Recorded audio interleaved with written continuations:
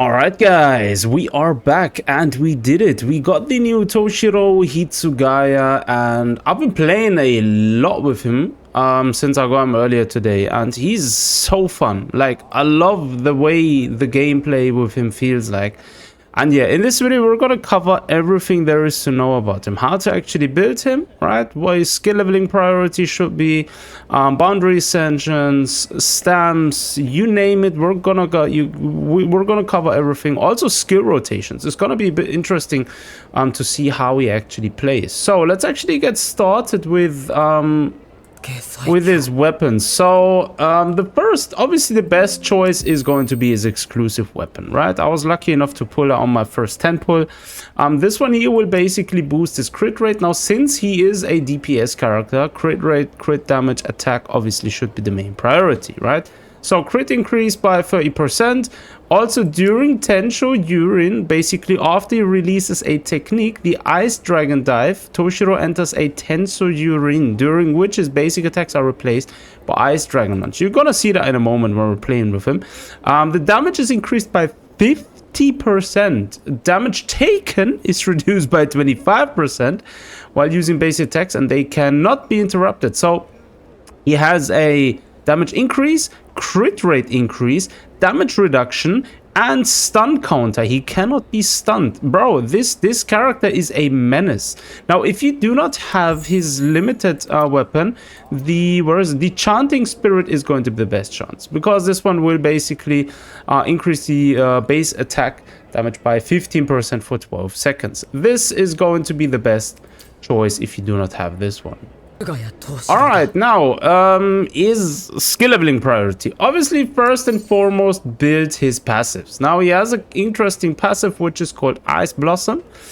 Toshiro charges up on releasing his basic attacks, Ice Dragon Lunge, and Daiguren. Flock of the Ice Pillars, his technique, and so forth. To a certain level, it generates these so-called Ice Blossoms, up to a maximum of 8. You're gonna see that in a moment when we're playing with him. On the bottom left, next to his life, you will see them, right? The number of Ice Blossoms is displayed in cross-shaped ice crystals to the left of the HP, exactly as I mentioned. And when Toshiro releases his ultimate, all Ice Blossoms are consumed to deal 6% additional damage for each one consumed. So as you can imagine, if you have all ice full, all 8 of them full, then you will basically deal 6% per each one of them, right? That's going to be the way it is with that move. This should be the first priority. After that, you want to focus on his ultimate first. His ultimate is essentially his Bankai state, so he basically is able then to fly, which is interesting. He's able to fly, and he's gonna attack from range, so he's not anymore close combat, so to speak. He also consumes all Ice Blossoms. Each Ice Blossom consumed grants an extra 6% damage multiplier. Releasing the skills removes also his Bankai state. So when this one will stay actually for quite some time. I think as of now he has the longest uptime with his Bankai in comparison to other characters, which is going to be interesting to see. Basic attacks should be focused on next. His basic attacks are interesting, very, very interesting. He has 2 separate sort of basic attacks. He has a normal basic attack, and then he has a sort of enhanced basic attack state where he attacks with the Ice Dragon instead of his sword. You're gonna see that later, which is the animations. They did an awesome job for this character, right? But yeah, this is just basically what you need to know. Now, he does have things going on, right? He has here obviously the hits charge also the so-called Ice Blossoms, which we just covered also in a moment. When he dodges or counters, it does not reset the attack streak, which is also unique to this character. And the Tensho Yurin will be prematurely removed. This is something to take note of. His Ice Flock of Pillars, Daiguren Flock of Ice Pillars, is essentially he's basically attacking when within Bankai state. That's what I was saying before. He attacks basically from the range. He doesn't need to get close anymore, and each hit landed also charges again these Ice Blossoms, and he will also get these stacks of Ice Edge. right? Where is it? There. Which is basically a special charge in Bankai state. Reaching 5 stacks releases a powerful technique, which is essentially the technique he uses in the manga or anime against the Espada, what's her name again? I forgot her name again. The Water Lady, right? Essentially, that's what he does. So that's his his basic attack. Now, last but not least, his technique. Obviously, last should be counter, but technique after basic. He essentially is able to fire to attack the opponent using his ice attack. He does a forward dealing slash sort of. And then he also has, when you attack with the technique, after you wait for like a second or two, you will be able to do another technique release, which is the Ice Dragon Dive, right? This requires the maximum spiritual pressure, obviously. However, you will then attack with the Ice Dragon. And if you, after that, attack with the normal attack, you will do the enhanced normal attack, where you continuously hit the opponent with the Ice Dragon. Very interesting gameplay mechanic, which takes some time getting used to in comparison. And then obviously he has the Bankai state. In Bankai state, he has something else. He will also inflict these so-called freeze points. Basically some freeze points on the enemy. The 100 freeze points will freeze the enemy for 2 seconds. If you have his core stamp, I believe this will increase to 4. Wait, no, I believe if you have his boundary ascension, this is going to increase to 4, but we're going to see that in a moment as well. But yeah, this is essentially the added bonus when he's in Bankai state. Alright, now boundary ascensions. Now, obviously he's a limited character. You might opt into actually grab a few of these. The best one is, as always, going to be A6. This one here is crazy. He instantly has full spiritual pressure at the start of battle. Crit damage of the ultimate increases to the current number of build-up stacks and times 40%. Each stack of build-up consumed increases the damage of basic attacks by 60%, bro. A6 is just broken. Obviously, what is that? A5 and A3, they just increase the levels of each, right? A good stopping point, in my opinion, is A2. This is the best value because you're increasing your crit rate overall by 20 seconds for 8, by 20% for 8 seconds after releasing a technique or counter attack. And this will stack, so you could potentially get a total of 40% crit rate increase. If you also have his weapon, this will be a huge boost on top of his already broken kit. And plus, you will be getting the A1 with that naturally as well. All damage dealt by Toshiro increases by 25% when entering Bankai, and he also immediately gains Ice Blossoms. So yeah, this is going to be that. Now, his best set, undoubtedly, the World Conquest. Now, if you're going for his bond effect, this one here is going to be the best for now, which basically increases the crit damage during battle by 21% if you have 2 of them. If you have another one active, you can actually increase this further. So this is the one you want to choose. As for the World Conquest set, this is going to be the best set for him. Prioritize crit rate, crit damage, attack, period. You don't want nothing else really prioritizing. Unfortunately, I wasn't really lucky with my rerolls here. As you can see, this one's that. This one here looks good, actually, considering. The main stat here is always going to be defense. So this one, you're not going to get rid of this. But this is good, and this is good, actually. Ultimate charge rate, I mean, is alright to have. I would have liked to have crit damage here as well. I might start rerolling these later down the road as well. Oh, I didn't know I have this one. Oh, nice. And then we have this one here. Obviously here, as you can see, very bad substats. But again, this is something to be farmed at your own pace. As for his core stamp, the best free-to-play option in a sense, I mean the best non-exclusive option is going to be the rushing into danger. Each time an ultimate is released, triggers 1 additional attack of the same type, dealing damage equal to 31% of the current ultimate. This is going to be the best free-to-play option. His best paid option or his best exclusive option is obviously his exclusive stamp. This will increase the cap of the Ice Blossoms to 12. With each Ice Blossom increasing the crit rate damage of the ultimate by 5%. Bro, 60% crit damage increase. This is just busted.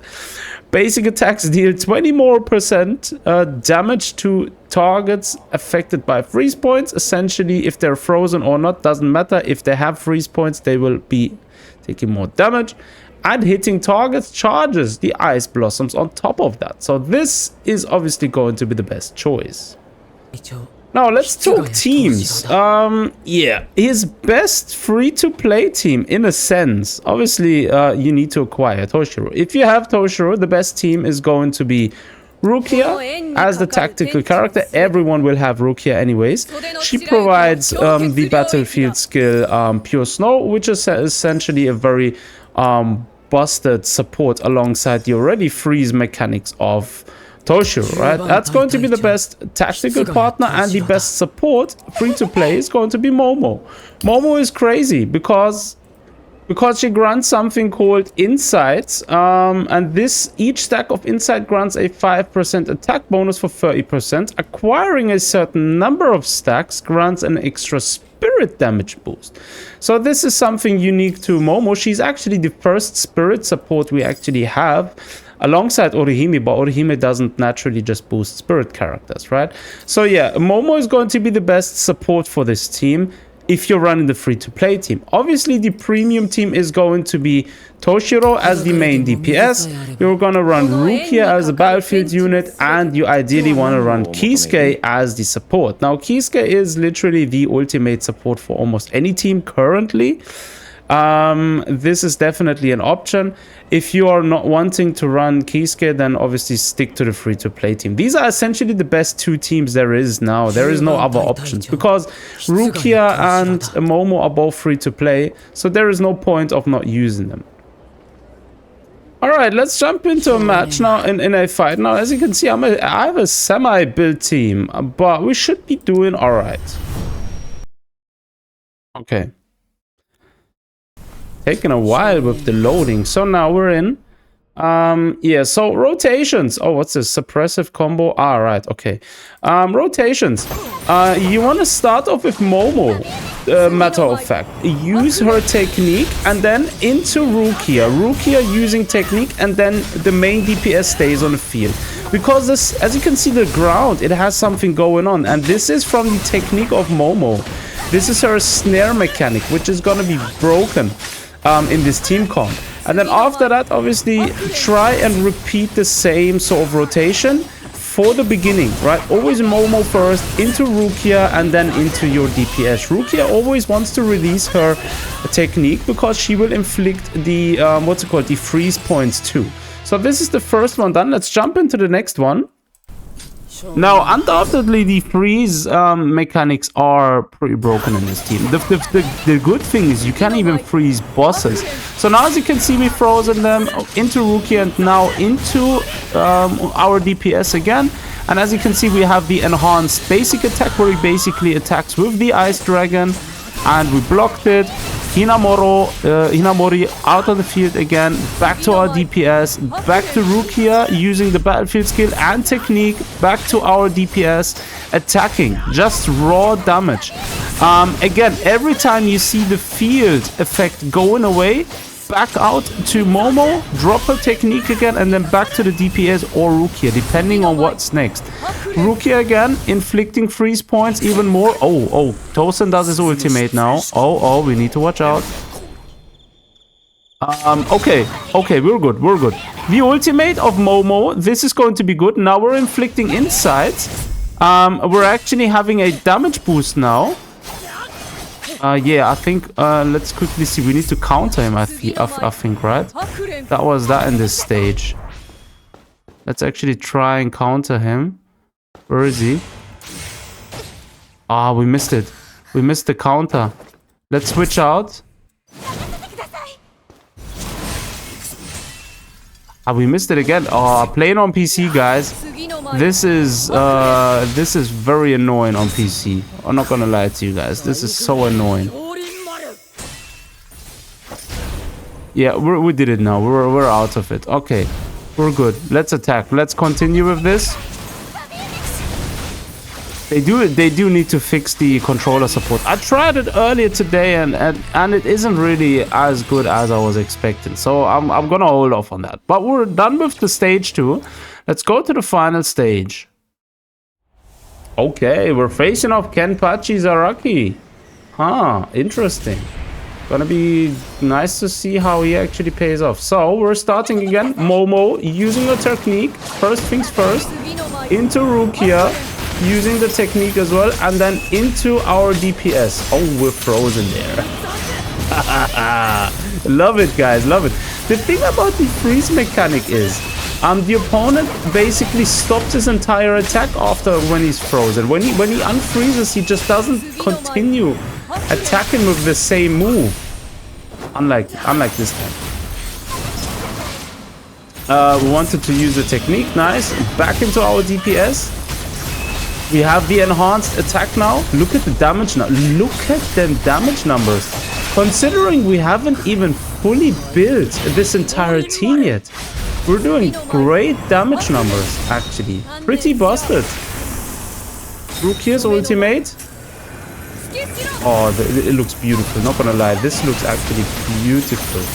Actually, we finished him fairly easy. We almost didn't take no damage whatsoever. This was easy. This was easy, guys. So yeah, there you have it, guys. That's essentially Toshiro Hitsugaya. Now again, rotations fairly straightforward. Always lead off with Momo. Use our technique first. Let me quickly pull up Momo again to show you. Momo, right? You want to drop her technique. This one here, the combo spell Crimson Fire Net. She will expand a 15-second Keto Snare woven through Hado at a target location. The snare will ignite it and cause an explosion, dealing damage equal to 59 or basically specific percent. And this is the first thing you always want to do. Then after that, into Rukia, use her technique, use her battlefield skill if ready, whatever, and then straight into the DPS and an attack. And every time you see the Keto field on the field disappearing, back into Momo, use that again, then back into Rukia if you can, drop the technique again and back out to the DPS. And that's essentially the rotation you want to stick to. Definitely one of those busted characters, in my opinion, a must pull currently, because this will make a good spirit team and will be a viable option to clear higher stages at the Trial Tower. But yeah, I'm gonna leave it at that. Thanks for tuning in. Take care of yourselves. Until next time.